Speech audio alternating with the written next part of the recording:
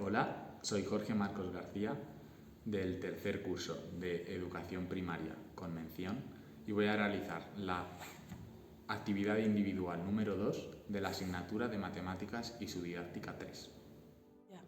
Bien, como materiales vamos a necesitar palos de madera para realizar las figuras. También los venden de colores y lógicamente están separados. Lápiz o cualquier tipo de bolígrafo. Cartulinas, aunque es opcional. Pegamento líquido. Y una regla para que las figuras queden exactas. Para medir longitudes, es decir, la distancia de un punto a otro, utilizamos distintas unidades de medida. El cuadrado es la figura más sencilla, todos le conocemos. Tiene 4 lados iguales y 4 ángulos iguales de 90 grados. El área nos permite dar valor a la superficie de la figura, es decir, el contenido de la figura dentro de todos los lados. Se mide en unidades al cuadrado. Y surgió antiguamente para medir las tierras y darles un precio según su extensión. En este caso, para averiguar el área de un cuadrado, hay que multiplicar los lados entre sí. Es decir, el área de un cuadrado es igual a lado por lado.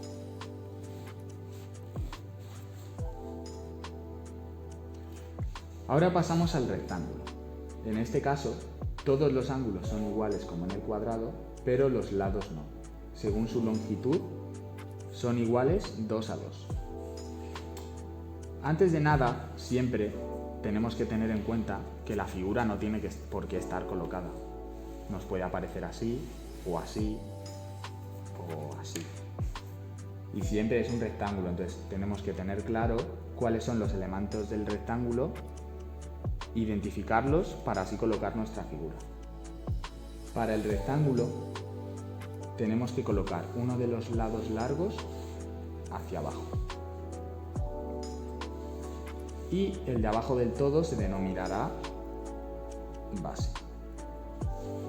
Mientras que el más corto de los lados se denominará altura. Podemos partir nuestro rectángulo según el valor de los elementos. Si la base es igual a 5 unidades, trazamos 5 líneas rectas hacia arriba y quedaría tal que así.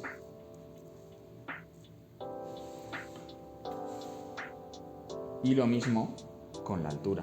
Si la altura mide 4 unidades, las 4 líneas serían hacia arriba.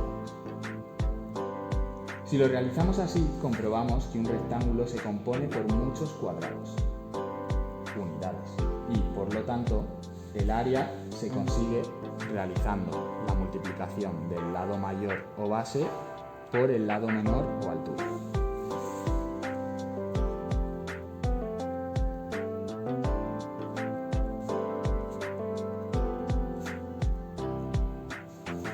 La altura siempre se expresará con una H.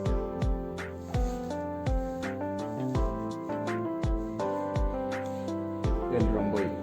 Si trazamos una línea desde el vértice del ángulo obtuso, de 90 grados, hasta el lado opuesto, obtenemos la altura.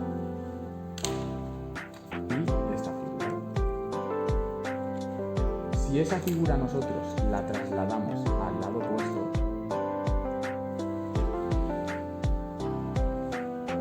como veis, ocupará todo el espacio y formará un rectángulo perfecto. Por lo que el área de un romboide es la misma que la de un rectángulo. Base por altura. El triángulo obtusángulo. Para hallar la altura, trazamos una línea desde el vértice de uno de los ángulos agudos hasta lado opuesto extendido.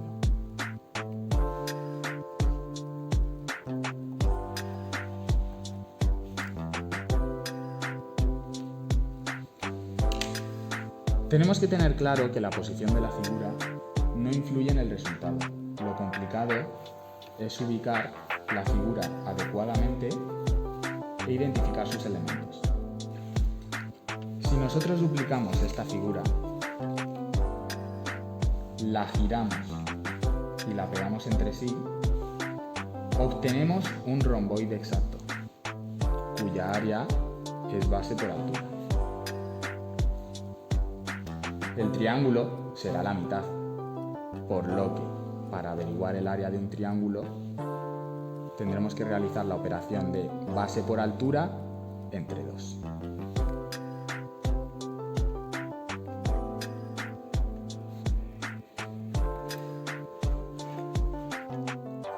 El rombo.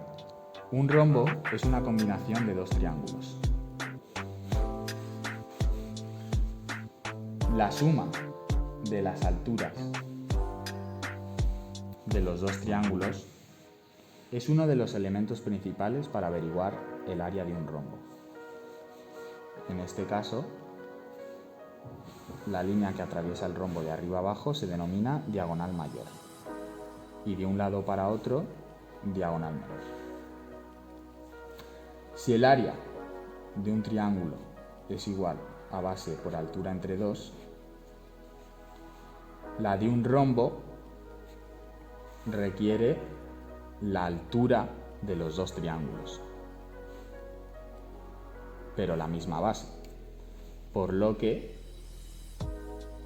habría que sumar las dos alturas que dan lugar a la diagonal mayor por la diagonal menor, que sería la base, entre 2. Y por último, el trapecio. Para esta figura necesitaremos más elementos. La altura la conseguiremos trazando una línea desde el vértice de un ángulo agudo hasta el lado opuesto extendido.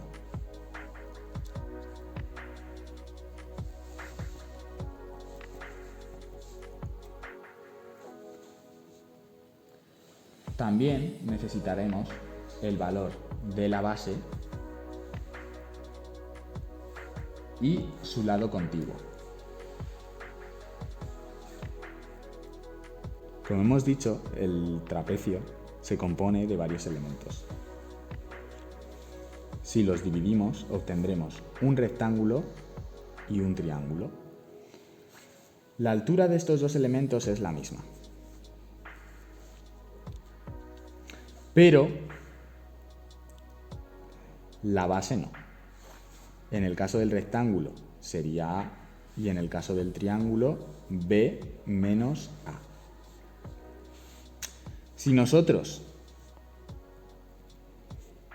unimos las fórmulas de los dos elementos que componen el trapecio, que son la del rectángulo, que es base por altura, y la del triángulo, que es base por altura entre 2, y simplificamos esta ecuación, nos acabará obteniendo la final fórmula del trapecio, que es la base más el lado contiguo entre 2 por la altura.